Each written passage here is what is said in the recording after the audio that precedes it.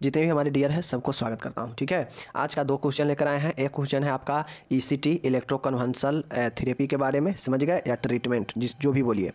दूसरा जो प्रश्न है सिजोफ्रेनिया के कारण और सिजोफ्रेनिया के प्रकार देखने वाले हैं। ईसीटी क्या होता है, ईसीटी का देने का क्या जो है संकेत है, क्या विपरीत संकेत है, दुष्प्रभाव है, और ईसीटी के कार्यविधि को लिखें। एक क्वेश्चन है, एक क्वेश्चन पूछेगा कि ईसीटी देने से पहले, ईसीटी देने के दौरान और ईसीटी देने के बाद नर्सिंग देखभाल लिखें। तो वो तो हम कर चुके हैं देखभाल वाला। आज हम ईसीटी के सब डिटेल के बारे में देखते हैं। चलिए शुरू करते हैं। अब ये दोनों क्वेश्चन जो है, देखिए मैं सीधा बताता हूँ, बार बार आपके एग्जाम में जो है ईसीटी या सिजोफ्रेनिया, समझ गए ना, ईसीटी या फिर सिजोफ्रेनिया, दोनों में से कोई एक क्वेश्चन 10 से 15 नंबर में लॉन्ग क्वेश्चन में फिक्स है। ये चीज़ें आप आज कान खोल कर सुन लीजिए, दोनों कंप्लीट करना ही पड़ेगा, समझ गए। क्योंकि अगर कंप्लीट नहीं करेंगे तो 10 से 15 नंबर आपके हाथ से सीधा सीधा चला जाएगा, समझ गए। चलिए हम लोग देख लेते हैं ईसीटी के बारे में। देखिए ईसीटी होता क्या है, इस चीज़ को पहले समझिए। देखिए ईसीटी कोई बीमारी नहीं है, समझ गए ना, ईसीटी कोई बीमारी नहीं है। ईसीटी एक उपचार का माध्यम है। ईसीटी एक मशीन, एक थेरेपी है, जो मशीन के द्वारा जो है व्यक्ति जो मानसिक रूप से ग्रसित होते हैं, खासकर मानसिक रूप से वैसे पेशेंट जो बहुत ज़्यादा उग्र हो, जो इमरजेंसी हालात में हो, तो उसको जो है ईसीटी दिया जाता है। नॉर्मल बेहोशी के कंडीशन में या फिर नॉर्मल प्रॉब्लम में जो है, नॉर्मल मानसिक प्रॉब्लम में जो है ईसीटी नहीं दिया जाता है, क्योंकि ईसीटी खतरनाक होता है। इसमें जो है इलेक्ट्रोड के माध्यम से जो है ब्रेन में झटका दिया जाता है, समझ गए, जिससे एक जो है सीजर, एक जो है झटका उत्पन्न किया जाता है, समझ गए ना। तो इस चीज़ को जो है आपको ध्यान में देना पड़ेगा। कुछ चीज़ें हैं जिसको आपको ईसीटी में ध्यान में रखेंगे तो ईसीटी आराम से जो है याद हो जाएगा। बड़ा क्वेश्चन है, पहले ही मैं बता देता हूँ। देखिए ईसीटी एक दैहिक उपचार की विधि है। ईसीटी क्या है, तो ईसीटी एक उपचार का विधि है जिसमें कृत्रिम रूप से दौरा उत्पन्न किया जाता है, समझ गए ना। यह 2 इलेक्ट्रोडों के सहायता से जो है, जो कैरोटिड टेम्पोरल लोब होता है उसमें विद्युत धारा प्रवाहित किया जाता है, और इसके उपयोग कृत्रिम रूप से ग्रैंड माल सीजर उत्पन्न करने के लिए किया जाता है, समझ गए। देखिए ईसीटी एक दैहिक मतलब देह का उपचार करने वाला एक विधि है, समझ गए ना, मानसिक प्रॉब्लम के, जिसमें कृत्रिम दौरा उत्पन्न किया जाता है, समझ गए ना। दौरा कहा जाए तो झटका, इसमें कृत्रिम रूप से जो है दौरा उत्पन्न करने के लिए इसका उपयोग किया जाता है। इसमें 2 इलेक्ट्रोड होता है, और उसी इलेक्ट्रोड के सहायता से जो टेम्पोरल लॉब होता है, जो कैरोटिड के टेम्पोरल जो क्षेत्र होता है, वहाँ पे विद्युत धारा प्रवाहित किया जाता है ब्रेन में, और इसका उपयोग जो है कृत्रिम रूप से ग्रैंड माल सीजर उत्पन्न करने के लिए किया जाता है। इतना समझ गए ईसीटी के बारे में। ईसीटी का फुल फॉर्म क्या होता है, इलेक्ट्रोकन्वल्सल ट्रीटमेंट, समझ गए। चलिए ईसीटी का प्रयोग कहाँ पे किया जाता है, किन किन सिचुएशन में किया जाएगा, तो ईसीटी के चलिए जो है हम लोग इंडेक्शन यानी प्रयोग यानी संकेत को देखते हैं। पहला यहाँ पे देखिएगा, मनोवृत्ति विकार की अवस्था में, समझ गए। तो इस चीज़ सबको आपको याद रखना पड़ेगा कि कंडीशन ऑफ मूड डिसऑर्डर, किसी को अगर मन में विकार है, समझ गए, मनोवृत्ति के विकार है, मूड डिसऑर्डर है, मन स्थिति में विकार है, तो उसको ये जो है किया जाता है। जैसे सन्निपात उन्माद यानी डिलीरियम मेनिया, समझ गए, भयानक पागलपन, यह एक मूड डिसऑर्डर ही होता है जिसमें मन बिगड़ जाता है व्यक्ति का। दौरे पड़ना, सीजर, व्यक्ति के जो है बहुत ज़्यादा दौरे पड़ना, ठीक है ना। अंगीय मनोवृत्ति विकार में किसी शरीर के कारण मनोविकार हुआ है, तो उस कंडीशन में जो है ये सब आपका दिया जाता है। तो पहला हो गया मन स्थिति, मनोविकृति के जो है स्थिति में, ठीक है। तो पहला समझ गए कि पहला किस कंडीशन में दिया जाएगा, तो मनोवृत्ति विकार मतलब मन के विकार के अवस्था में, जहाँ पे मन गड़बड़ होगा, मूड डिसऑर्डर मतलब मन में विकार होगा किसी प्रकार के, तो उस अवस्था में दिया जाएगा। जैसे डिलीरियम उन्माद, ठीक है ना, डिलीरियम उन्माद, उसके बाद भयानक पागलपन, उसके बाद दौरे पड़ना, उसके बाद अंगीय मनोवृत्ति में, ठीक है। तो ये सब जो है मन के स्थिति में विकार के दौरान है। दूसरा किस कंडीशन में दिया जाता है, मानसिक विखंडता की अवस्था में, व्यक्ति को सिजोफ्रेनिया होता है तो उस स्थिति में यह जो है आपका दिया जाता है। क्योंकि सिजोफ्रेनिया में जो व्यक्ति आता है काफ़ी ज़्यादा हिंसक, काफ़ी ज़्यादा जो है खतरनाक हो जाता है, आत्महत्या का स्थिति उत्पन्न होने लगता है, व्यक्ति को मूर्छा आने लगता है, उत्तेजना बहुत ज़्यादा हो जाता है, और मनोविकार विरोधी दवाइयों के विपरीत, अगर कोई मनोविकार वाला दवाई खाता है मेंटली प्रॉब्लम का, अगर उसे किसी साइड इफेक्ट हुआ है तो उसके लिए भी जो है इसका उपयोग किया जाता है, ठीक है। तो सिजोफ्रेनिया क्या करता है, समझ गए ना, कि व्यक्ति को हिंसक भी बनाता है, आत्महत्या का भी मन जो है भय होता है, मूर्छा भी आता है सिजोफ्रेनिया में, उत्तेजना भी होता है, एक्साइटमेंट भी, और दवाई खाने के बाद कोई विपरीत चिन्ह भी हो सकता है। तो इन सब में जो है आपको ये दवाइयाँ ये उपचार दिया जाता है ईसीटी का मानसिक विखंडता के जो है अवस्था में, सिजोफ्रेनिया में किन किन अवस्था में, हिंसक, आत्महत्या की स्थिति, मूर्छा लगना, उत्तेजना होना, इन सब में जो है सिजोफ्रेनिया का कंडीशन ये सब होता है जहाँ पे ईसीटी दिया जाता है। ठीक है, नेक्स्ट देखिएगा, अवसाद की विभिन्न अवस्थाओं में, अवसाद के विभिन्न मतलब डिप्रेशन के विभिन्न अवस्थाओं में, व्यक्ति को डिप्रेशन होता है उस सिचुएशन में भी ईसीटी दिया जाता है। आत्महत्या, भय, अवसाद, कोई व्यक्ति को जो है आत्महत्या से संबंधित डिप्रेशन में है व्यक्ति और आत्महत्या का बार बार जो है व्यक्ति प्रयास कर रहा है, उसे भय लग रहा है कि मैं आत्महत्या कर सकता हूँ, तो इसके लिए ईसीटी उसे दिया जाता है। अवसाद रोगी दवाइयों के संतोषजनक परिणाम न आने पर, जो डिप्रेशन वाला मरीज है और वह जो है दवाइयाँ ले रहा है तो उसको जो है कोई सेटिस्फाइड रिजल्ट नहीं मिल रहा है तो उसको जो है ईसीटी दिया जाता है। ठीक है, पहले ईसीटी में, पहले डिप्रेशन में, अवसाद में दवाई ही दिया जाता है। अगर दवाई से कोई संतोषजनक रिजल्ट नहीं मिलता है तो फिर जो है उसको क्या किया जाता है कि ईसीटी दिया जाता है। ठीक है, अवसाद रोगी दवाइयों के विपरीत, अगर कोई डिप्रेशन वाला मरीज है, दवाई ले रहा है डिप्रेशन का और उसको कोई निगेटिव कोई जो है साइड इफेक्ट होता है तो इस सिचुएशन में भी जो है उसे ईसीटी दिया जाता है। समझ गए, जल्दी परिणाम प्राप्त करने, अगर बहुत ज़्यादा दिनों से डिप्रेशन व्यक्ति को हो रहा है और कोई परिणाम दवाई से नहीं मिल रहा है तो जल्दी परिणाम लाना है तो उसके लिए ईसीटी दिया जाता है। चौथा है मंद बुद्धि के दौरान अवसाद, अवसाद के दौरान अगर मंद बुद्धि हो रहा है बालक में, यानी सीधा कहिए ना कि मंद बुद्धि के दौरान अगर अवसाद है तो उस कंडीशन में ईसीटी दिया जाता है। समझ गए, तो अभी तक क्या किन किन अवस्था में देखे हैं, मूड डिसऑर्डर के अवस्था में दिया जाएगा, सिजोफ्रेनिया के अवस्था में दिया जाएगा, ठीक है, डिप्रेशन की अवस्था में दिया जाएगा। समझ गए ना, तो ये सब कंडीशन है इस अवस्था में दिया जाएगा। अब इन सभी अवस्था में अलग अलग जो है कंडीशन है कि इस मरीज को जो है क्या क्या हो सकता है तो उस कंडीशन में ईसीटी दिया जाता है। तो मेनली आपको जो है ये याद करके रखना है कि मनोविकृति की अवस्था में, मानसिक विखंडता की अवस्था में, अवसाद के विभिन्न अवस्था में और असहयोगी मरीज के उपचार में। चौथा पॉइंट क्या है, वैसा मरीज जो ट्रीटमेंट में सहयोग नहीं दे रहा है, सहयोग नहीं कर रहा है, बहुत ज़्यादा परेशान कर रहा है तो उससे लास्ट में ईसीटी ही दे दिया जाता है। समझ गए, तो ये जो है चौथा पॉइंट है और यही 4 अवस्थाओं में जो है मरीज को ईसीटी दिया जाता है। चीज़ को समझ गए। चलिए अब हम लोग संकेत देख लीजिए कि कहाँ कहाँ दिया जाएगा। अब हम इसके जो है विपरीत संकेत देखते हैं, मतलब कंट्रा इंडिकेशन देखते हैं। ठीक है ना, कंट्रा इंडिकेशन देखते हैं।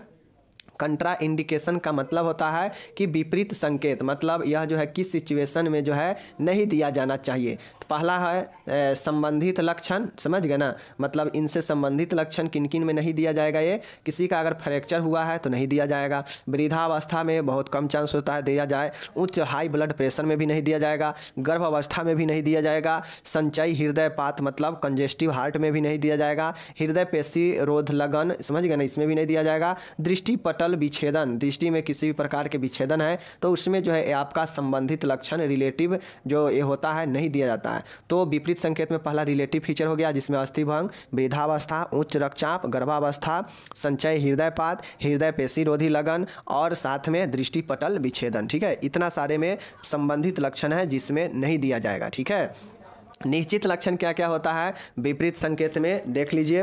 विपरीत संकेत में जो है क्या क्या लक्षण होता है देख लीजिए। रक्त वाहिनियों का फूल जाना, समझ गए ना, रक्त वाहिनियों के फूल जाना, रोगी का जो है अंतः कपाल दबाव अधिक होना, रक्त का इकट्ठा होने पर अवरुद्ध होना, ये निश्चित 2 लक्षण पाया जाता है जिसमें मरीजों को जो है देने से प्रॉब्लम ये विपरीत संकेत दिखाई देता है। ठीक है ना, क्या चीज़, रक्त वाहिनी फूल जाएगा, ब्लड वेसल्स, रोगी को जिसको हम लोग क्या बोल सकते हैं, समझ गए ना, रोगी को अंतः कपाल मतलब इंट्राक्रेनियल प्रेशर भी बढ़ जाएगा और रक्त का इकट्ठा होने से अवरुद्ध भी हो सकता है। तो ये अब्सोल्यूट फीचर हो गया और ऊपर वाला रिलेटेड फीचर था। समझ गए, तो दोनों याद कर लीजिएगा विपरीत संकेत में। चलिए अब ईसीटी के प्रक्रिया, ईसीटी कैसे दिया जाता है, इस चीज़ को जो है प्रक्रिया के दौरान दिया जाता है। अभी तक हम लोग क्या देखे कि ईसीटी क्या होता है, ईसीटी कहाँ दिया जाएगा और ईसीटी देने से क्या विपरीत संकेत आ सकता है, तो वो हम लोग देखे हैं। 2 चीज़ देख लिए। तीसरा देख रहे हैं अब ईसीटी देने की प्रक्रिया, मेथड ऑफ गिविंग ईसीटी, मतलब ईसीटी कैसे दिया जाता है। ठीक है ना, किन किन प्रोसेस के जरिए। पहला है प्रोसेस औषधि के आधार पर। देखिए औषधि के आधार पर जो होता है ना 2 प्रकार का होता है ईसीटी। एक होता है, अब हम लोग क्या देख रहे हैं कि गिविंग ईसीटी, समझ गए ना, गिविंग ईसीटी मतलब इसका देने की कौन कौन सी प्रक्रिया है। तो पहला है औषधि के आधार पर, पहला जो ईसीटी दिया जाएगा वह जो है आपका है क्या चीज़, औषधि के आधार पर। ईसीटी की प्रक्रिया में जो पहला पॉइंट है औषधि के आधार पर। औषधि के आधार में दो प्रकार के ईसीटी, पहला देखिए प्रत्यक्ष ईसीटी यानी डायरेक्ट ईसीटी। इसमें होता क्या है, इस प्रक्रिया में रोगी को बिना बेहोश किए ही ईसीटी दी जाती है। यह जो है संशोधित ईसीटी से अधिक प्रभावी है, परंतु इसके पार्श्व प्रभाव अधिक होते हैं। देखिए ईसीटी जो होता है ना, ईसीटी डायरेक्ट मेडिसिन के आधार पर दो प्रकार के होता है। एक होता है कि ईसीटी प्रत्यक्ष और एक अप्रत्यक्ष। अब प्रत्यक्ष वाला ईसीटी जो होता है, इसमें जो ईसीटी दिया जाता है वह बिना किसी बेहोश किए हुए, मतलब बिना कोई दवाई के, जिससे कोई बेहोशी नहीं होता है, डायरेक्ट जो है ईसीटी दिया जाता है। यह थोड़ा जो है ज़्यादा प्रभावी होता है, बट इसके बाद जो ईसीटी देने के बाद, प्रत्यक्ष ईसीटी देने के बाद जो है यह थोड़ा ज़्यादा जो है अपना प्रभाव जो है पार्श्व प्रभाव ज़्यादा दिखाता है, समझ गए ना। तो यही जो है आपको ध्यान में रखना होता है कि बिना दवाई वाला तो ज़्यादा इफेक्टिव है, ज़्यादा प्रभावी है, लेकिन ईसीटी इसके देने के बाद इसके बहुत सारे जो है दिक्कत परेशानियां भी होती हैं, समझ गए ना। तो यह डायरेक्ट ईसीटी हो गया, समझ गए। चलिए अब अप्रत्यक्ष ईसीटी है, इसमें रोगी को ईसीटी से पूर्व मांसपेशी शिथिलता व बेहोशी के लिए औषधियाँ दी जाती है, ठीक है ना। इसके पार्श्व प्रभाव बहुत कम है, इसे मॉडिफाई ईसीटी भी कहा गया है। ऊपर में आप लोग देखे हैं कि संशोधित वाला से जो है क्या है, संशोधित वाला से जो है कौन बेटर है, डायरेक्ट वाला। बट अप्रत्यक्ष जो इनडायरेक्ट ईसीटी है, इसमें दवाई का यूज किया जाता है। ईसीटी देने से पहले मरीज को दवाई दिया जाता है जिससे वो बेहोशी हो जाए और फिर जो है ईसीटी दिया जाता है। इसमें जो है ईसीटी देने के बाद जो प्रभाव होता है, जो साइड इफेक्ट होता है, पार्श्व मतलब पीछे का जो प्रभाव होता है वह बहुत ही कम होता है। जबकि डायरेक्ट वाला में बिना दवाई के साथ डायरेक्ट ईसीटी दे दिया जाता है, तो उसमें जो प्रभाव होता है, पार्श्व प्रभाव, वो अधिक होता है। दोनों चीज़ समझ गए। चलिए पहला औषधि के आधार पर देख लिए, ये सब हम लोग देख रहे हैं ईसीटी देने की प्रक्रिया। दूसरा है अब हम लोग देख रहे हैं इलेक्ट्रोड के स्थिति के आधार पर, मतलब समझ रहे हैं ना कि इलेक्ट्रोड के स्थिति के आधार पर कि इलेक्ट्रोड कहाँ होगा, समझ गए ना। चूँकि ऊपर में आप लोग देखे हैं कि इलेक्ट्रोड के माध्यम से जो है टेम्पोरल लोब में जो है झटका दिया जाता है, विद्युत धारा प्रवाहित किया जाता है और ग्रैंडमेल सीजर उत्पन्न किया जाता है इलेक्ट्रोड के सहायता से। तो दूसरा पॉइंट वही है कि इलेक्ट्रोड के स्थिति के आधार पर, मतलब पोजीशन ऑफ इलेक्ट्रोड, इलेक्ट्रोड कहाँ पे होगा, ठीक है ना। चलिए हम लोग इसको देखते हैं। पहला है यूनिलेटरल और दूसरा आपका होगा बाइलेटरल, ठीक है ना। पहला यूनिलेटरल, दूसरा होता है बाइलेटरल, ठीक है। इस चीज़ को आपको ध्यान में रखना पड़ेगा कि ईसीटी के प्रक्रिया में जो है पहला औषधि के आधार पर और दूसरा इलेक्ट्रोड के स्थिति के आधार पर। इलेक्ट्रोड के स्थिति के आधार पर यूनिलेटरल और बाइलेटरल होता है, समझ गए। यूनिलेटरल में क्या होता है, चीज़ों को यहाँ पे देख लीजिए। यूनिलेटरल जो ईसीटी होता है इसका प्रयोग तुलनात्मक रूप से कम किया जाता है, लेकिन यह अधिक सुरक्षित है। इसमें एक इलेक्ट्रोड को नॉन डोमिनेंट साइड टेम्पोरल क्षेत्र पर रखा जाता है तथा दूसरे इलेक्ट्रोड को मस्तिष्क के मध्य रेखा के पास नॉन डोमिनेंट साइड पर ही रखा जाता है, ठीक है। अर्थात दाएँ हाथ से काम करने वाले व्यक्ति के मस्तिष्क के बाईं ओर इलेक्ट्रोड रखा जाता है। देखिए यूनिलेटरल जो होता है ना, तो यह थोड़ा ज़्यादा जो है क्या होता है, सुरक्षित होता है कंपेरिजन टू बाइलेटरल, ठीक है ना। तो यूनिलेटरल सुरक्षित तो है, बट यह जो है तुलनात्मक रूप से थोड़ा जो है कम प्रयोग किया जाता है। क्यों? क्योंकि इसका जो एक इलेक्ट्रोड होता है ना, वह नॉन डोमिनेंट साइड के टेम्पोरल क्षेत्र पर रखा जाता है और दूसरा इलेक्ट्रोड मस्तिष्क के मध्य रेखा के पास नॉन डोमिनेंट साइड पर रखा जाता है, सामने से बीच में, ठीक है ना। अर्थात जो व्यक्ति दाएं हाथ से काम करता है उसको व्यक्ति के मस्तिष्क के बाईं ओर इलेक्ट्रोड रखा जाता है। इस चीज़ को आप लोग समझ लिए। यूनिलेटरल समझ लिए ना। बस दो चीज़ें याद रखना है, एक रखना है नॉन डोमिनेंट साइड के टेम्पोरल क्षेत्र पर और दूसरा जो है मध्य सर के मध्य मस्तिष्क के मध्य रेखा के पास डोमिनेंट साइड पर, नॉन डोमिनेंट साइड पर रखा जाता है। अर्थात जो व्यक्ति दाएँ हाथ का है तो उसके बाएँ साइड से जो है इलेक्ट्रोड रखा जाता है, समझ गए। यूनिलेटरल समझ गए। यूनिलेटरल कंपैरिजन थोड़ा ज़्यादा सुरक्षित है। बाइलेटरल क्या होता है देख लीजिए। यह ईसीटी का, देखिए यह ईसीटी का सर्वाधिक प्रयोग में लिया जाने वाला तरीका है। आप सभी सब्जेक्टिव में पूछेगा कि ईसीटी में किस ईसीटी का जो है सर्वाधिक उपयोग किया जाता है, तो बाइलेटरल ईसीटी का, समझ गए ना। सर्वाधिक उपयोग में लिया जाने वाला तरीका है।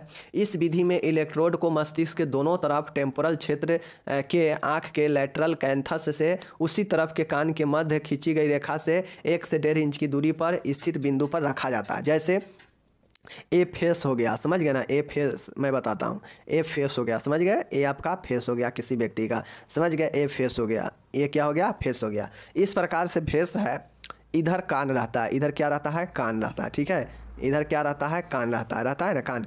अब जो है ये ब्रेन है, समझ गए ना। अब इस साइड से एक और इस साइड से एक इलेक्ट्रोड दोनों साइड से कान और मस्तिष्क के ऊपर वाला जो आँख का और जो कान के बीच का जो आँख और कान के बीच का जो बगल में जो आपका दूरी है वह 1 से 1.5 इंच के दूरी पर, कान से भी 1 से 1.5 और आँख से भी 1 से 1.5 के इंच की दूरी पर, यानी दोनों के बीच में जो है दोनों साइड से जो है क्या कहता है, कैथोड को इलेक्ट्रोड को लगा दिया जाता है। और यह तरीका सबसे ज़्यादा प्रयोग किया जाता है, बाइलेटरल होता है, समझ गए ना। तो जो क्या करता है कि आँख और कान के बीच के जो हिस्सा 1 से 1.5 इंच का है उसी बिंदु पर बीच में दोनों साइड से लगाया जाता है लेटरस कैंथस के तरफ का, समझ गए ना। तो यही जो है आपका बाइलेटरल हो जाता है, यह सबसे ज़्यादा प्रयोग किया जाता है, समझ गए। चलिए, तो यही 2 प्रकार से जो है प्रयोग किया जाता है, विधि है, समझ गए ना, प्रक्रिया है, एक औषधि के आधार पर और एक इलेक्ट्रोड के स्थिति के आधार पर, ठीक है। चलिए, दोनों में 2-2 था, देख लिए। चलिए, अब ये कार्य कैसे करता है ईसीटी की क्रियाविधि, मैकेनिज्म ऑफ ईसीटी, चलिए इसको देख लीजिए। Number of frequency in ECT, ECT का जो नंबर होता है, फ्रीक्वेंसी, आवृत्ति, वह कितना होता है, इस चीज़ को जो है आप लोग देख लीजिए, ठीक है। ईसीटी का उच्चतम प्रभाव 5 से 10 ईसीटी के बाद प्राप्त होता है। यहाँ पे कहता है अगर ईसीटी का प्रभाव अगर उच्चतम प्राप्त करना हो, मतलब सबसे अधिक अगर प्रभाव प्राप्त करना हो, तो 5 से 10 ईसीटी झटका जैसे ही देंगे तो जो है क्या हो जाएगा कि यह अपना उच्चतम जो है प्रभाव प्राप्त करता है, समझ गए। 5 से 10 ईसीटी देने के बाद प्राप्त होता है ईसीटी का उच्चतम प्रभाव। अगर किसी व्यक्ति का ईसीटी दिया जाता है ना, तो चूंकि सप्ताह में यह ज़्यादा से ज़्यादा 3 बार दे सकते हैं, तो इसी प्रकार से जब 5 से 10 बार अगर ईसीटी दे दिया जाता है तो फिर उसके बाद जो है यह अपना प्रभाव ईसीटी दिखाता है, समझ गए। तो अब उच्चतम प्रभाव के लिए 5 से 10 ईसीटी की आवश्यकता होती है, चीज़ को ध्यान दे दीजिए, ठीक है। चलिए, पहला हो गया।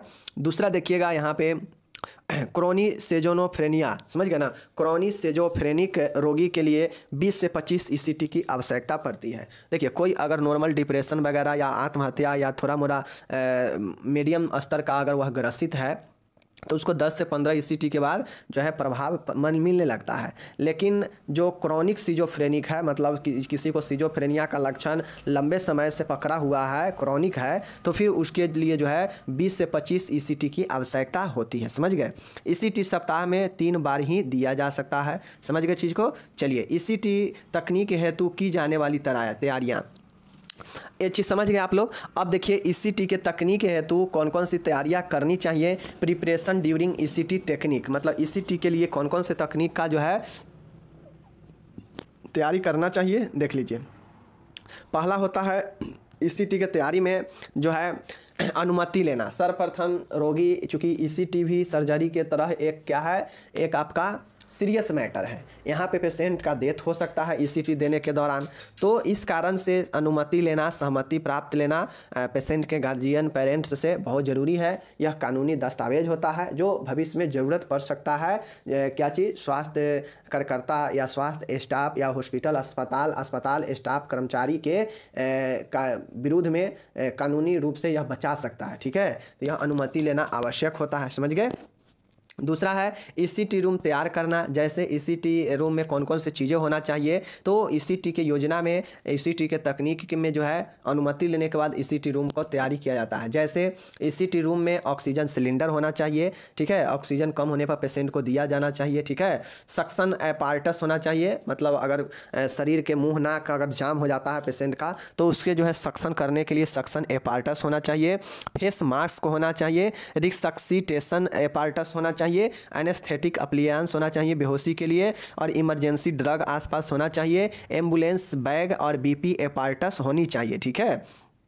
तो ये जो है इतना सारा सामान कम से कम होना चाहिए ईसीटी रूम में। Oxygen cylinder, suction apparatus, face mask, resuscitation apparatus, anaesthetic appliances, emergency drug और एम्बुलेंस बैग या बीपी एपार्टस, ये सब जो है आपको महत्वपूर्ण क्या है, समझ गए चीज़ को। चलिए, नेक्स्ट यहाँ पे आप लोग देखिएगा, बहुत शानदार है। तीसरा प्रश्न यहाँ पे देखिएगा, सॉरी तीसरा पॉइंट है कि ईसीटी तैयारी में, ईसीटी तकनीकों के तैयारी में तीसरा पॉइंट क्या है कि रोगी को ईसीटी हेतु तैयार करना। रोगी को 30 मिनट पहले जो है क्या किया जाता है, एट्रोपिन सल्फेट अर्धत्वचीय सबक्यूटेनियस मार्ग से 1 GM दी जाती है, जिससे जो स्रावित पदार्थ की मात्रा हो वह हृदय संकुचन में असमानता से सुरक्षा प्रदान होती है। ईसीटी से पूर्व रोगी को एनेस्थेटिक के रूप में थियोपेंटल सोडियम IV मार्ग द्वारा दिया जाता है। देखिए, रोगी को ईसीटी से देने से पहले 30 मिनट पहले एट्रोपिन सल्फेट सबक्यूटेनियस मार्ग से दिया जाता है, 1 mg दी जाती है। किस लिए?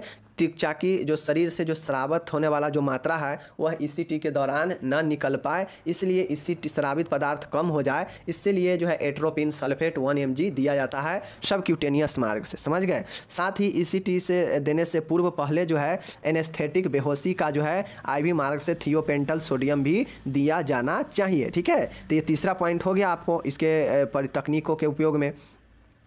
ये चीज़ समझ गए? चलिए, अब चौथा पॉइंट यहाँ पे देखिएगा, समझ गए ना।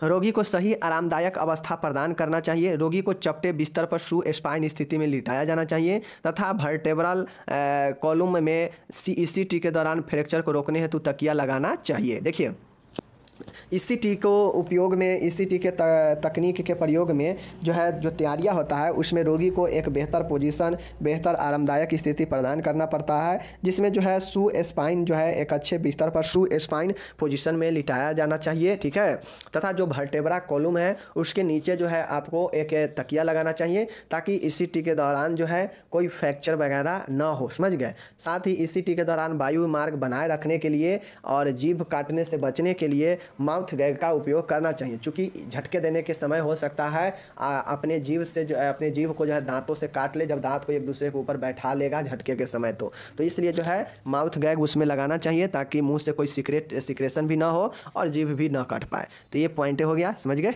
चलिए, पांचवा यहाँ पे देखिएगा, इलेक्ट्रोड को सही स्थिति में लगाना। इलेक्ट्रोड को जेली द्वारा लुब्रिकेंट करने के ही टेम्पोरल क्षेत्र में लगाना चाहिए। सिर का बाकी क्षेत्र सूखा हुआ होना चाहिए। अब आप लोग को ईसीजी के बारे में पता है तो आप लोग सीधा समझ लीजिए कि जो लोग ईसीजी देखे होंगे ना, ईसीजी मशीन जो किया जाता है टेस्ट को, तो जो लोग अगर ईसीजी मशीन को देखे होंगे या फिर ईसीजी करने आता है तो उनको पता होगा कि ईसीजी में क्या होता है कि छोटा छोटा इलेक्ट्रोड होता है जो मशीन से क्या होता है, कनेक्ट रहता है। अब उस इलेक्ट्रोड में देखते होइएगा कि उसमें लुब्रिकेंट लगा दिया जाता है और पेशेंट के छाती के एक साइड से जो है एक सीध में जो है लगाया जाता है कि उस इलेक्ट्रोड को, और देखते होइएगा जब चालू करता है तो वह अपने काफ़ी कस के जो है चेस्ट को पकड़ लेता है। समझ गए ना? तो ऐसा क्यों होता है? वह इलेक्ट्रोड उसमें जो है करंट सप्लाई होता है और वह प्रेशर देता है जिससे वह कस को जो है पकड़े हुए रहता है। समझ गए चीज़ को? चलिए, ये हो गया। अब देखिए नेक्स्ट पॉइंट है, रोगी में सीजर उत्पन्न करना व उनका अवलोकन करना। रोगी के, ठीक है ना, करना। रोगी को औषधि देने के 30 मिनट बाद 17 से 130 वोल्ट का करंट जो है 0.6 से 1 सेकेंड के लिए प्रवाहित की जाती है। इससे एक ग्रैंड मेल सीजर की उत्पत्ति होती है। ठीक है ना? देखिए, अब छठा जो पॉइंट है इसमें सीजर उत्पन्न करना रोगी को और साथ में जो है उसका अवलोकन करना।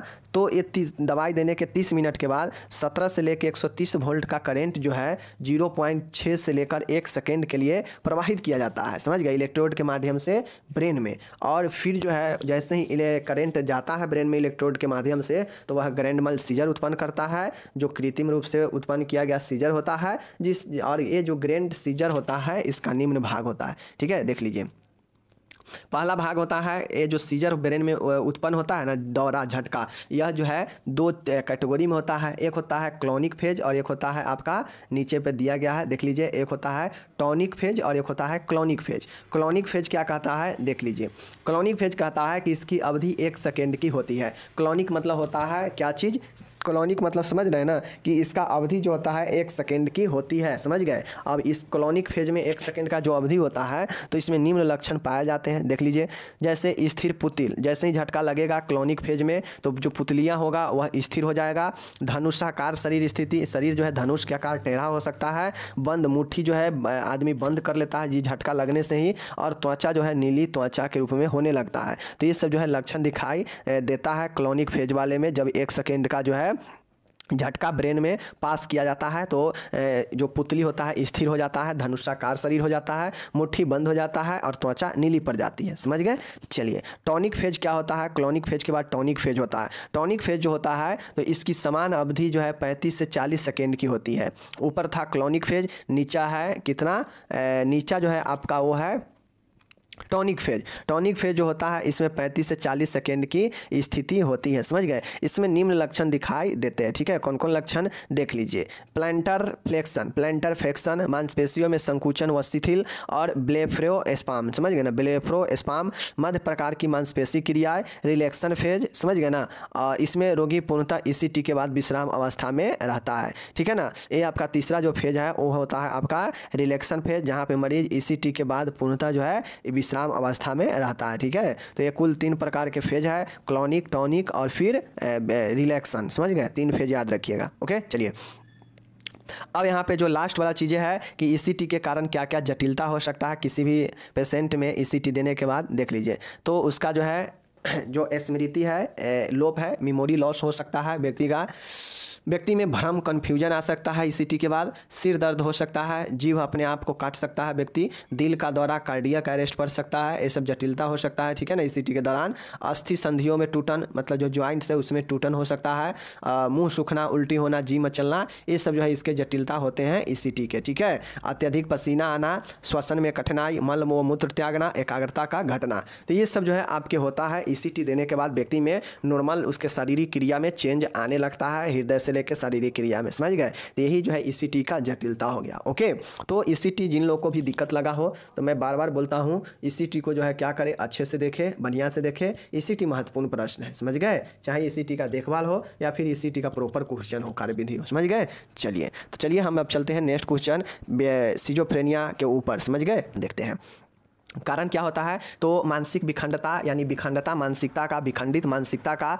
बहुत सारे कारण हैं, कई कारण होते हैं सिजोफ्रेनिया होने का। समझ गए ना? चलिए हम लोग देखते हैं। पहला होता है हेरेडेटरी, मतलब हेरेडेटरी या जेनेटिक फैक्टर, इसी को अनुवांशिक कारक कहते हैं। अनुवांशिक कारक का मतलब होता है कि सिजोफ्रेनिया से जो पीड़ित बच्चा होता है ना, माता पिता के परिवार में बच्चे सिजोफ्रेनिया से अधिक जो है शिकार होते हैं। संचरण शायद एक या अधिक अलिंगन सूत्रीय प्रभावहीन जीनों द्वारा होता है। देखिए यहाँ पे अनुवांशिक कारण पहला बहुत बड़ा कारण होता है। जैसे कोई माता पिता परिवार में अगर किसी का माता पिता अगर सिजोफ्रेनिया वाला है, सिजोफ्रेनिया से पीड़ित है, तो फिर उसका बच्चा भी जो है ज़्यादा उम्मीद बनता है कि इसका जो है शिकार हो सकता है। तो ये जो है आपका अनुवांशिक कारण होता है पहला। ठीक है, दूसरा व्यक्तित्व होता है। जैसे व्यक्तित्व मतलब पर्सनालिटी, जैसे वैसे व्यक्तित्व के लोग जो असामाजिक के होते हैं, जो शर्मीले होते हैं, जो अपने आप में ही जो है सिमट कर रहने वाले होते हैं, मतलब ज़्यादा ना बोलना ना ज़्यादा हंसना किसी से। ठीक है ना, दूर दूर रहने वाला, अत्यधिक हाइपर सेंसिटिव और कम मित्र बनाने वाला, मतलब अकेला रहने वाला, कम मित्र बनाने वाला, किसी भी चीज़ में हाइपर हो जाना। ठीक है ना, और बात बात में हाइपर हो जाना, अपने आप में सिमट के रहना, अत्यधिक शर्मीले, अत्यधिक असामाजिक, ये इस प्रकार के जो व्यक्तित्व के लोग होते हैं, तो ये सब कारण बनता है, व्यक्तित्व के कारण होता है। और वह कौन से व्यक्तित्व के लोग होते हैं? वह इस प्रकार के व्यक्तित्व के लोग होते हैं, और इस कारण से भी व्यक्ति के अंदर जो है सिजोफ्रेनिया बन जाता है। अगर बहुत ज़्यादा हाइपर होने लगे बात बात पर तो वो सिजोफ्रेनिया हो जाएगा। फिर वह अकेलापन रहे, अपने आप में सिमट कर रहे, बहुत ज़्यादा शर्मीला हो, दूर दूर रहने वाला हो सबसे, तो इस प्रकार से जो है व्यक्तित्व एक कारण बनता है व्यक्तित्व में जो है सिजोफ्रेनिया होने का। तो व्यक्तित्व कारण हो गया। तीसरा कारण है माता पिता और बच्चों के बीच संबंध। तीसरा कारण है बच्चे जिनकी आवश्यकता से अधिक देखभाल की जाती है अथवा जिनकी माता पिता द्वारा अधिक उपेक्षा की जाती है, इस रोग के अधिक शिकार होते हैं। देखिए इसमें दोनों कंडीशन बनता है। दोनों कंडीशन का मतलब है कि अगर माता पिता अपने बच्चों को इतना न ज़्यादा देखभाल केयर करते हैं कि फिर वो बच्चा जो है अपने माता पिता से दूर होना ही नहीं चाहता है भविष्य में। ठीक है, तो पहला ये बनेगा। दूसरा ये बनेगा कि कुछ ऐसे माता पिता होते हैं जो अपने बच्चे को बहुत ज़्यादा केयर करते हैं, हद से ज़्यादा करते हैं, जो आने वाला समय के लिए बहुत ज़्यादा खतरनाक हो जाता है बच्चे के लिए। ठीक है ना। दूसरा कंडीशन होता है, दूसरा इस प्रकार के माता पिता होते हैं जो अपने बच्चों को उपेक्षा करते हैं, मतलब बहुत ज़्यादा जो है प्यार दुलार नहीं दे पाते हैं, तो इस कारण से भी जो है बच्चा के सिजोफ्रेनिया हो सकता है, और बहुत ज़्यादा प्यार दुलार देने से भी सिजोफ्रेनिया हो सकता है। ठीक है, तो माता पिता और बच्चों के बीच कैसा संबंध है, ये भी कारण बनता है सिजोफ्रेनिया का। चौथा है सामाजिक अलगाव, सोशल आइसोलेशन। सामाजिक अलगाव का मतलब है कि सामाजिक रूप से अलग होना, व्यक्तित्व संबंधों एवं कठिनाई के कारण व्यक्ति सिजोफ्रेनिया का शिकार होता है। सामाजिक अलगाव और अंतः व्यक्तिगत, मतलब अंतः व्यक्तिगत के मतलब होता है कि समाज से दूर अपने आप में ही जो है सिमट कर रहना, यही जो है सामाजिक अलगाव है और इसके कारण भी जो है व्यक्ति के अंदर सिजोफ्रेनिया होता है। समझ गए। चौथा है सामाजिक अलगाव। पांचवा यहाँ पे है फैमिली। अब फैमिली का वातावरण कैसा है, फैमिली में जो है माता पिता का जो है संचार कैसा है, समझ गए ना। अगर माता पिता आपके आसपास फैमिली में सब जो है अच्छा है तो बिल्कुल बच्चा भी में भी जो इसका प्रभाव होगा अच्छा जाएगा। अगर फैमिली में बार बार लड़ाई झगड़ा मार पीट प्रताड़ना आसपास के जो है दंगा भड़काऊ ये सब चीज़ें अगर परिवार में होता है तो इस कारण से जो है उस परिवार के जो बच्चे होंगे या उस परिवार के जो सदस्य होंगे बहुत ज़्यादा क्या होंगे, जो है सिजोफ्रेनिया का शिकार हो जाएंगे। ठीक है, तो फैमिली भी जो है, जैसे देखिए सिजोफ्रेनिया से पीड़ित रोगियों में उनके परिवार के विशेष लक्षण प्रायः देखे जाते हैं, जैसे विघटन मतलब बिखराव, कमजोर, समझ गए ना, वीक और दब्बू, समझ गए। पिता प्रभावी और उग्र माता, तथा मतलब जो पिता होता है वह दब्बू प्रकार के होते हैं और माता जो होता है उग्र होती है, समझ गए। संचार के उचित न होने पर व्यक्ति विरोधी तथा परस्पर विपरीत विचार वाला हो जाता है। अगर माता पिता अगर सही नहीं है, परिवार में माता पिता में से उग्र है, दब्बू है, तो इस कारण से जो है क्या होता है कि व्यक्ति के अंदर जो विचार होता है उसको कोई समझाने वाला रहता नहीं है और जिसका परिणाम होता है कि सबसे शत्रुता, आसक्ति, उपेक्षा, खतरनाक दृष्टिकोण के रूप में सामने आता है, समझ गए। और यही जो है परिवार एक कारण बनता है सिजोफ्रेनिया होने का। छठा है यहाँ पे ऑर्गेनिक कारण। ऑर्गेनिक कारण का मतलब होता है कि कई धारणाओं के अनुसार, समझ गए ना, सिजोफ्रेनिया दिमाग के तंतुओं, संक्रमण, चोट तथा विषाक्तता के कारण पैदा हुई असमानताओं के कारण होता है। देखिए ऑर्गेनिक कारण जो होता है, जैसे चोट फोट लगने से जो तंतु है ब्रेन का, न्यूरॉन है, उसमें क्षति पहुंचना या फिर संक्रमण होना या फिर चोट लगना, इन सब के कारण जो प्रॉब्लम होता है, जो एबनॉर्मल होता है, असमानता होता है, तो इस असमानताओं के कारण भी सिजोफ्रेनिया होता है। यह जो है धारणा है, समझ गए ना, ऑर्गेनिक कारण यही होता है, समझ गए। सातवां है और यहाँ पे जो है आपका आखिरी है, देख सकते हैं यहाँ पे कहता है चयापचय तथा जीव रासायनिक विकार, मेटाबॉलिज्म या बायोकेमिकल डिस्टरबेंस। ठीक है ना, चयापचय गड़बड़ी, डोपामाइन के बढ़े हुए स्तर तथा कोलिनर्जिक न्यूरोट्रांसमीटर के घटे हुए स्तर के कारण सिजोफ्रेनिया रोग हो जाता है। यह मेटाबॉलिज्म या बायोमेडिकल डिस्टरबेंस है, जो हमारे शरीर में ब्रेन में जो एक डोपामाइन होता है, यह इसके सिक्रेशन में गड़बड़ी होता है और इसमें बढ़ जाता है डोपामाइन, तो भी जो है हमारे अंदर जो मिजाज होता है वह सिजोफ्रेनिया वाला हो जाता है और कोलिनर्जिक न्यूरोट्रांसमीटर का स्तर घट जाता है और डोपामाइन बढ़ जाता है, तो व्यक्ति के अंदर सिजोफ्रेनिया रोग हो जाता है, जो कि एक मेटाबॉलिक बायोमेडिकल डिस्टरबेंस के कारण होता है। कुल 7 प्रकार के आप लोग कारण देख लिए। क्या क्या कारण देखे हैं, क्या क्या कारण देखे हैं। कारण में पहला कारण है अनुवांशिक, दूसरा व्यक्तित्व, माता पिता और बच्चों के बीच संबंध, सामाजिक अलगाव, फैमिली, ऑर्गेनिक कारक और मेटाबॉलिक बायोमेडिकल डिस्टरबेंस। समझ गए। कुल 7 प्रकार के कारण याद रखिएगा। जैसे ही ये कारण याद रखेंगे तो आपको पॉइंट याद रहेगा, तो इसके अंदर मैटर को आराम से आप लोग लिख दे देंगे। ठीक है, चलिए ये हो गया। लास्ट यहाँ पे अब क्वेश्चन बच रहा है कि सिजोफ्रेनिया का टाइप्स बताएं, मतलब प्रकार बताएं सिजोफ्रेनिया का। ठीक है, चलिए सिजोफ्रेनिया का प्रकार को देख लीजिए। सिजोफ्रेनिया में कुल लगभग 8 से 10 प्रकार है, इसको आपको जो है ध्यान से देना पड़ेगा, समझ गए ना। देखिए यहाँ पे है तो 8 से 10 प्रकार, लेकिन आपको जितना याद रहेगा आप लोग लिखिएगा। सिर्फ अगर आपसे 5 ही याद हो पाए, 5 ही याद रहे एग्जाम तक, तो 5 ही याद रखिएगा। 10 याद हो जाए तो 10 लिख दीजिएगा। ये आपके ऊपर डिपेंड है कि आप कितना ज़्यादा प्रैक्टिस किए हैं, कितना ज़्यादा अभ्यास किए हैं। जितना ज़्यादा प्रैक्टिस अभ्यास करेंगे, बार बार चीज़ों को रिपीट करेंगे, उतना ज़्यादा आपके दिमाग में सेट होगा और याद रहेगा। ठीक है, सिजोफ्रेनिया का जो प्रकार है उसमें पहला प्रकार है सिंपल सिजोफ्रेनिया, साधारण सिजोफ्रेनिया। साधारण सिजोफ्रेनिया होता है, यह जो है इसका हमला, मतलब इस प्रकार के जो साधारण सिजोफ्रेनिया होता है ना, तो इसमें हमला जो होता है धीरे धीरे होता है। यह स्त्रियों की अपेक्षा पुरुषों में अधिक पाया जाता है। इस रोग में भावना, इमोशन, इंटरेस्ट और एक्टिव पर बहुत प्रभाव पड़ता है। परिणाम स्वरूप अल्पकालिक भ्रांतियाँ पैदा हो जाता है। ठीक है, देखिए साधारण जो सिजोफ्रेनिया होता है ना, यह हमला धीरे धीरे व्यक्ति के ऊपर करता है। यह स्त्रियों की अपेक्षा पुरुषों में अधिक पाया जाता है। यह क्या करता है कि आपके रुचि, आपके भाव, आपके सक्रियता को प्रभावित करता है। ठीक है, जिसके बाद व्यक्ति में कुछ समय के लिए भ्रांतियाँ पैदा हो जाता है, समझ गए ना। तो यही आपका साधारण सिजोफ्रेनिया होता है। दूसरा है हेबेफ्रेनिक सिजोफ्रेनिया। हेबेफ्रेनिक जो होता है इसका हमला उग्र होता है और अर्धजीन सबक्यूट होता है। यह किशोरावस्था के शुरू में पैदा होता है। इस अवस्था में सोचने समझने की शक्ति ज़्यादा प्रभावित होती है। ठीक है। प्रतिगमन बच्चों जैसा व्यवहार, अनुपयुक्त प्रभाव, दैहिक भ्रम, बिना वजह हंसना, मूर्खता तथा भ्रांतियाँ पाई जाती है।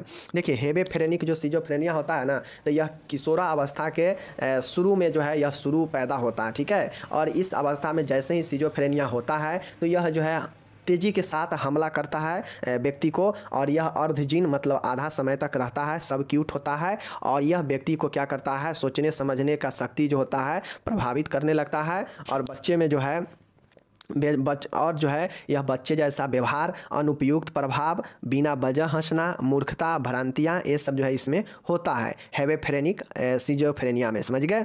तीसरा है कैटाटोनिक सिजोफ्रेनिया। कैटाटोनिक सिजोफ्रेनिया यह भी जो है हमला उग्र करता है अथवा धीमा हो सकता है। कैटाटोनिक जो सिजोफ्रेनिया है इसका हमला या तो उग्र हो सकता है या फिर जो है धीमा भी हो सकता है। यह रोग स्त्री और पुरुषों दोनों में समान रूप से होता है, जबकि जो सामान्य सिजोफ्रेनिया था सिंपल वाला वह स्त्री की तुलना में पुरुषों में अधिक होता है। लेकिन उसी प्रकार से हेबेफ्रेनिक जो सिजोफ्रेनिया था तो वह किशोरावस्था में होने वाला था। उसी प्रकार से कैटाटोनी जो सिजोफ्रेनिया है तो यह रोग स्त्री और पुरुषों दोनों में समान होता है और यह उग्र तथा धीमा दोनों तरीके से प्रभाव डालता है। ठीक है।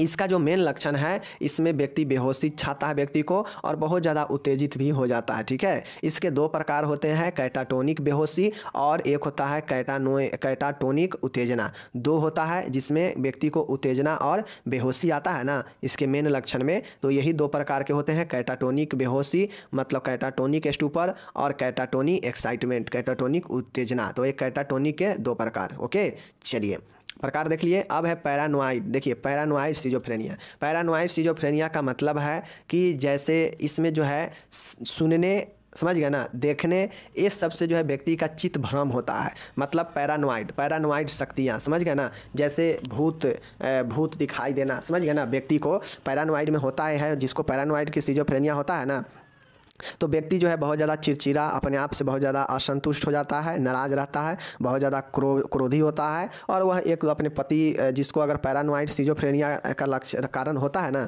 जिसको अगर पैरानोइड होता है तो पैरानोइड वो सिजोफ्रेनिया ही है। तो ये पैरानोइड जो होता है इसमें अगर किसी के पति को हुआ है, समझ गए ना, अगर किसी के पत्नी में से किसी एक को हुआ है तो वह दूसरे पर जो है शक के देखने लगेगा। वो जो है उसको सामने वाला गलत लगेगा कि इसका आचरण गलत है, ये है, वो है, दिस डैट है। साथ ही बहुत ज़्यादा चिड़चिड़ा क्रोधित रहेगा और उसको जो है लगेगा कि भूत पिशाच हमको चारों ओर घेर रहा है, कोई मार रहा है, कोई दौड़ रहा है, कोई पीट रहा है हमको, समझ गए ना। इस प्रकार से व्यक्ति जो है पैरानोइड सिजोफ्रेनिया का शिकार होता है और यह प्रायः 30 वर्ष के आयु के बाद होता है। यह सिजोफ्रेनिया की सबसे साधारण किस्म है। इसमें शत्रुता की अंतः प्रवृत्तियां तथा अवबोधन की भ्रांतियां, अवबोधन मतलब किसी भी चीज को बोध नहीं कर पाया जाता है, समझ गए। रोगी चिड़चिड़ा, असंतुष्ट, नाराज, क्रोधी एवं शक्की स्वभाव का होता है, जिसमें व्यक्ति को विचित्र जो है आवेश का अभाव एवं जो है व्यक्ति के सुनने और से संबंधित भ्रम होता है। मतलब कोई बोलेगा कुछ और उसको सुनाई कुछ और देगा। तो यही पैरानोइड सिजोफ्रेनिया होता है, समझ गए ना। अभी तक हम लोग क्या देखे, साधारण schizophrenia, catatonic schizophrenia, हेबेफ्रेनिक schizophrenia, paranoid schizophrenia, समझ गए। चलिए पांचवा देखिए एक्यूट सिजोफ्रेनिया, उग्र सिजोफ्रेनिया। उग्र सिजोफ्रेनिया का मतलब है कि इसका हमला जो है अचानक से होता है। अब आप लोग को पता है कि एक्यूट मतलब तीव्र, यानी अचानक से कोई बीमारी अटैक करता है तो वही एक्यूट होता है। तो उग्र सिजोफ्रेनिया भी वही होता है कि किसी को यह अचानक हमला करता है और रोगी के कॉन्शियस चेतना पर प्रभाव डालता है। रोगी जो है स्वप्न जैसी दशा में दिखाई देता है, एकदम सपना में ही डूबा रहता है। संदर्भ, अवसाद एवं भयभीत करने वाला विचार पैदा होता है। व्यक्ति मानसिक रूप से बहुत ज़्यादा बीमार जो है हो जाता है। जिसको एक्यूट सिजोफ्रेनिया होता है ना उसमें जो है व्यक्ति को अवसाद में भी चला जाता है, व्यक्ति बहुत ज़्यादा डर जाता है, क्योंकि उसको जो है तरह तरह के जो है उसको सपना की तरह दिखाई देने लगता है दिन में, समझ गए ना। तो यह उग्र सिजोफ्रेनिया होता है, समझ गए। चलिए आठवां देखिएगा लेट सिजोफ्रेनिया, छठा है लेट सिजोफ्रेनिया। लेट सिजोफ्रेनिया का मतलब है यदि लगभग 40 वर्ष की आयु में पहली बार इस रोग के लक्षण दिखाई देते हैं तो इसे सिजोफ्रेनिया कहते हैं, समझ गए। अभी ऊपर में हम लोग देखे हैं कि 30 वर्ष के बाद पैरानोइड सिजोफ्रेनिया होता है, लेकिन लेट सिजोफ्रेनिया 40 वर्ष की आयु में लगभग दिखाई देने वाला यह रोग का पहला लक्षण होता है। समझ गए ना, तो यही जो है लेट सिजोफ्रेनिया होता है। चीज़ को समझ गए। चलिए अब नेक्स्ट यहाँ पे जो 7वां पॉइंट है आप लोग यहाँ पे देख लीजिए। 7वां पॉइंट है, क्या कहता है कि बचपन और युवा अवस्था का सिजोफ्रेनिया, चिल्ड्हुड एंड जुवेनाइल सिजोफ्रेनिया। यह रोग 5 से 10 वर्ष की आयु तक तथा 12 से 14 वर्ष की आयु में देखा जाता है। ठीक है, यह इस रोग का समान प्रकार नहीं है। इसका हमला उग्र अथवा धीमा हो सकता है। इसके लक्षण ध्यान मग्नता और अनियमित व्यवहार है। जैसे अगर किसी को बचपन में या 5 से 10 वर्ष की आयु में या फिर किशोरावस्था में 12 से 14 वर्ष की आयु में यह लक्षण दिखा जाता है, चूँकि इसका जो है यह जो है इस रोग का कोई समान प्रकार नहीं है, यह नॉर्मल नहीं है। इसमें बच्चा जो है उग्र हो जाता है या फिर धीमा हो जाता है बहुत ज़्यादा। समझ गए। इसके लक्षण में जो है ध्यान मग्न हो जाता है बच्चा और अनियमित व्यवहार हो जाता है। समझ गए चीज़ को। चलिए, तो यही जो है बचपन और युवा अवस्था का सिजोफ्रेनिया होता है। ओके, चलिए 8वां होता है अवशिष्ट सिजोफ्रेनिया, रेसिड्यूअल सिजोफ्रेनिया। यह सिजोफ्रेनिया का पुराना रूप है। इसमें रोग के उग्र पक्ष के बाद लक्षण प्रकट होते हैं। मतलब अवशिष्ट सिजोफ्रेनिया, रेसिड्यूअल सिजोफ्रेनिया, यह सिजोफ्रेनिया का पुराना रूप है जिसमें रोग जो है उग्र होने के बाद जो है लक्षण दिखाई प्रकट होते हैं। समझ गए। तो ये 8वां अवशिष्ट सिजोफ्रेनिया हो गया। ओके, 9वां है एस्कीजो इफेक्टिव सिजोफ्रेनिया।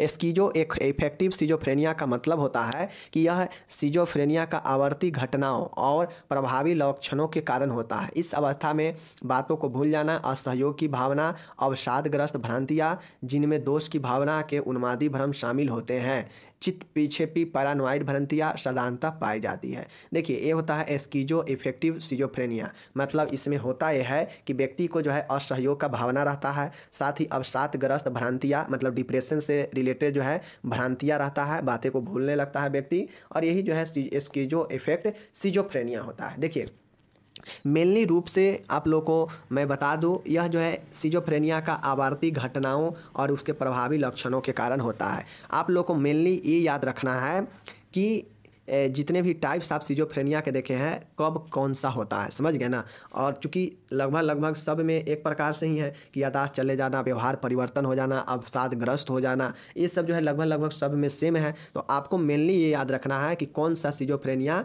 कब होता है। समझ गए ना। तो जैसा कि आप लोग को मैं बताया भी हूँ। 10वां और लास्ट है स्यूडो न्यूरोटिक सिजोफ्रेनिया।